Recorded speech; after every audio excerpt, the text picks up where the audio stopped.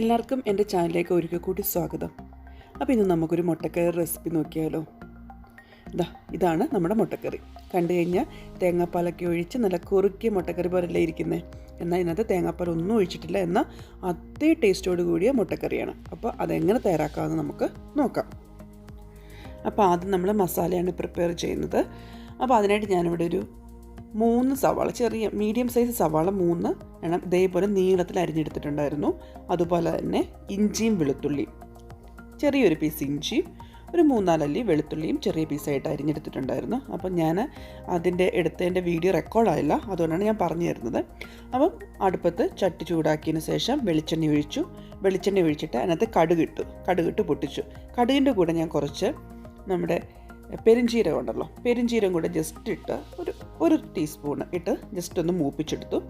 അതിനുശേഷം നിങ്ങളുടെ കയ്യിൽ നിങ്ങൾക്ക് വറ്റൽമുളക് ഇടണമെന്നുണ്ടെങ്കിൽ വറ്റൽമുളക് ഇട്ട് കൊടുക്കാം, അതുപോലെ കറിവേപ്പില ഇട്ട് കൊടുക്കുക ഈ സമയത്ത്.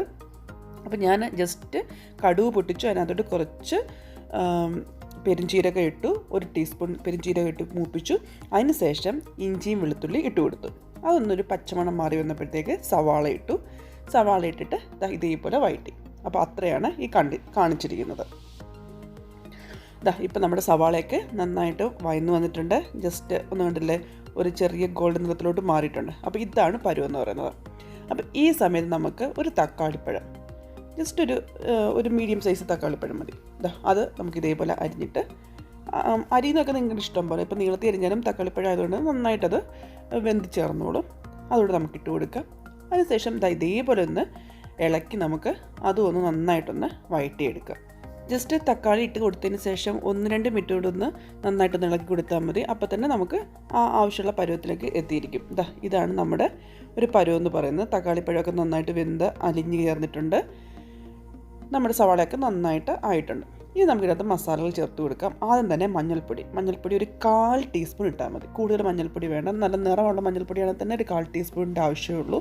പിന്നെ ഞാൻ ഇട്ട് കൊടുത്തിരിക്കുന്നത് ഗരം മസാലയാണ്. ഗരം മസാല നമുക്കൊരു 1/2 ടീസ്പൂൺ തൊട്ട് 3/4 ടീസ്പൂൺ ചേർത്ത് കൊടുക്കാം.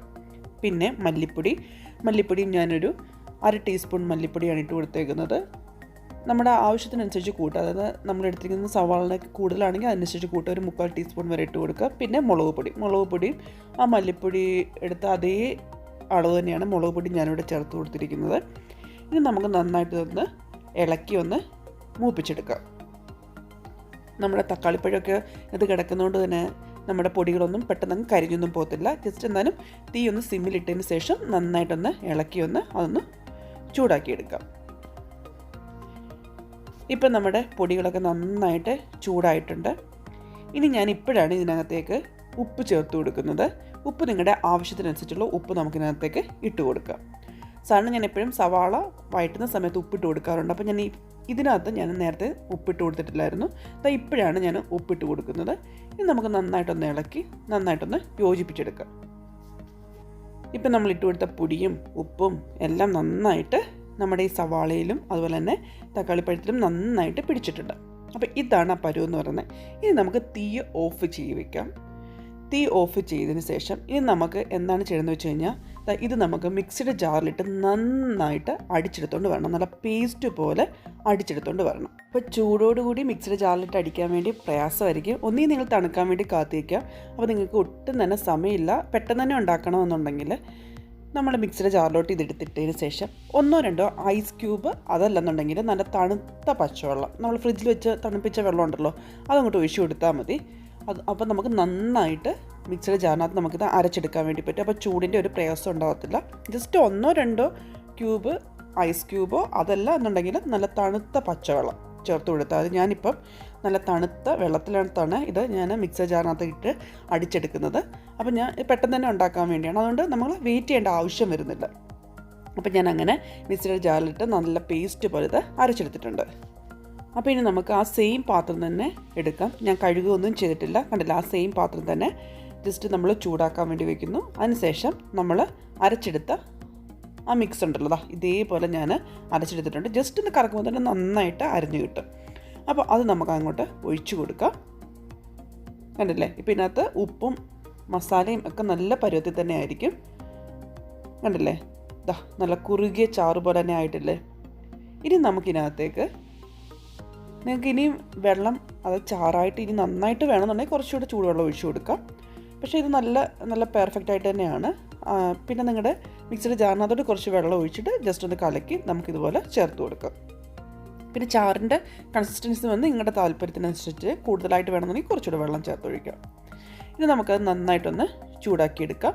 ഈ സമയത്ത് നിങ്ങൾ ഉപ്പിടൊന്ന് നോക്കണം. കാരണം നമ്മൾ വെള്ളം ഒഴിച്ചതിന് ശേഷമാണല്ലോ നമ്മുടെ ഈ മസാലയൊന്ന് അരച്ചെടുത്ത്, അപ്പോൾ തന്നെ ഉപ്പിൻ്റെ അളവ് കുറവായിരിക്കും. അതുകൊണ്ട് ഉപ്പ് നോക്കിയതിന് ശേഷം മാത്രം നിങ്ങൾ ഇതിനകത്തേക്ക് ഉപ്പ് ചേർത്ത് കൊടുത്താൽ മതി. ഇപ്പം നമ്മുടെ ആ കൂട്ട് നന്നായിട്ട് ചൂടായിട്ടുണ്ട്. ഇനി നമുക്കിതിനകത്തേക്ക് മുട്ട ഇട്ട് കൊടുക്കാം. ഞാൻ ഓൾറെഡി തന്നെ മുട്ട പുഴുങ്ങി വെച്ചിട്ടുണ്ടായിരുന്നു. അപ്പോൾ കാണാൻ ഒരു ഭംഗിക്ക് വേണ്ടിയാണ് ഞാനത് മുറിച്ചു ഇങ്ങനെ എടുത്തിരിക്കുന്നത്. അപ്പോൾ നിങ്ങൾക്ക് എങ്ങനെയാണെന്ന് വെച്ചാൽ അതുപോലെ തന്നെ ചേർത്ത് കൊടുക്കാം. എന്നിട്ട് ആ ചാറിനകത്തോട്ട് ഇതേപോലെ ഒന്ന് മുക്കി ഒന്ന് ഇട്ട് കൊടുക്കാം. അത് ഇതുപോലെ എല്ലാ ഭാഗത്തേക്കും കിട്ടണം, എന്നാലേ ആ മസാല മുട്ടയ്ക്കകത്തേക്ക് കയറത്തുള്ളൂ.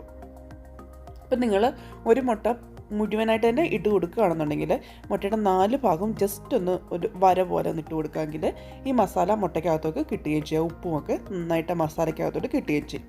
അപ്പോൾ എന്താ മുട്ട ഇതേപോലെ ഒന്ന് ആ മസാല വെച്ചൊന്ന് മൂടി വയ്ക്കാം. അതിനുശേഷം അടച്ചു വെച്ച് 1-2 മിനിറ്റ് കൂടെ നമുക്കൊന്ന് നന്നായിട്ട് സ്റ്റീം കയറ്റിയെടുക്കാം. പിന്നെ നിങ്ങളുടെ കയ്യിൽ കറിവേപ്പില ഉണ്ടെന്നുണ്ടെങ്കിൽ കറിവേപ്പിലയും കൂടി ഈ സമയത്ത് അതിൻ്റെ മുകളിലേക്ക് ഇട്ട് കൊടുത്തതിന് ശേഷം നിങ്ങൾ അടച്ചു വെക്കുകയാണെങ്കിൽ കറിവേപ്പില ആ ഫ്ലേവറൊക്കെ നന്നായിട്ട് കറിക്ക് കിട്ടുകയും ചെയ്യും. ഏറ്റവും ലാസ്റ്റ് നമ്മൾ കറിവേപ്പില ഇട്ട് കൊടുക്കുമ്പോഴാണ് കറിക്ക് നല്ല ആ ഫ്ലേവർ കിട്ടുന്ന കറിവേപ്പിലയുടെ. അപ്പോൾ എൻ്റെ കുറച്ച് കറിവേപ്പിലുള്ളൂ, അതുകൊണ്ടാണ് ഞാൻ കുറച്ച് ഇട്ട് കൊടുത്തത്. നിങ്ങളുടെ കൂടുതലുണ്ടെങ്കിൽ കുറച്ച് കൂടുതലായിട്ട് ഇട്ട് കൊടുക്കുക. അതിനുശേഷം ഇതുപോലെ അടച്ചു വയ്ക്കുക. ഇത്രയേ ഉള്ളൂ. നമ്മുടെ കറി ഇവിടെ റെഡി ആയിട്ടുണ്ട്. നല്ല ടേസ്റ്റി ആയിട്ടുള്ള നമ്മുടെ മുട്ടക്കറിയാണ്. ശരിക്കും പറഞ്ഞാൽ തേങ്ങാപ്പാലൊക്കെ ഒഴിച്ച് നമ്മൾ മുട്ടക്കറി ഉണ്ടാക്കത്തില്ലേ, അതേ ടേസ്റ്റാണ് ഈ മുട്ടക്കറിക്കും. അപ്പോൾ നിങ്ങൾ ഇതേപോലെ ഒന്ന് തയ്യാറാക്കി നോക്കൂ. ജസ്റ്റ് കണ്ടോ, 1-2 മിനിറ്റ് കഴിഞ്ഞപ്പോൾ തന്നെ നമ്മുടെ ചാറൊക്കെ നന്നായിട്ട് ഒന്നുകൂടെ ഒന്ന് കുറുകി വന്നു. അപ്പോൾ നിങ്ങൾക്ക് കുറുകിയ ചാറ് വേണമെന്നുണ്ടെങ്കിൽ ഇതേപോലെ ശരിയാക്കാം. പിന്നെ വെള്ളം ഇച്ചിരി നീട്ടി വേണമെന്നുണ്ടെങ്കിൽ കുറച്ചുകൂടെ വെള്ളം ഒഴിച്ചതിന് ശേഷം ഇതേപോലെ ഒന്ന് തിളപ്പിച്ചെടുത്താൽ മതി. അപ്പോൾ നമ്മുടെ അടിപൊളി മുട്ടക്കറി ഇവിടെ റെഡി ആയിട്ടുണ്ട്. അപ്പോൾ ഇത്രയേ ഉള്ളൂ. നിങ്ങളതൊന്ന് വീട്ടിൽ തയ്യാറാക്കി നോക്കുക. ഇഷ്ടപ്പെട്ടെങ്കിൽ വീഡിയോ ലൈക്ക് ചെയ്യുക, ഷെയർ ചെയ്യുക, അതുപോലെ തന്നെ കമൻറ്റ് ചെയ്യുക. അപ്പോൾ എന്നും പറയുന്ന പോലെ തന്നെ ആദ്യമായിട്ടാണ് എൻ്റെ ചാനൽ കാണുന്നതെങ്കിൽ സബ്സ്ക്രൈബ് ചെയ്യാനും സൈഡിൽ കുഞ്ഞ് ബെൽബട്ടൺ അമർത്താനും മറക്കണ്ടേ. അപ്പോൾ ഇതുപോലത്തുള്ള പുതിയ റെസിപ്പികളും പുതിയ വീഡിയോകളായിട്ട് നമുക്ക് കാണാം. അതുവരേക്കും ബൈ.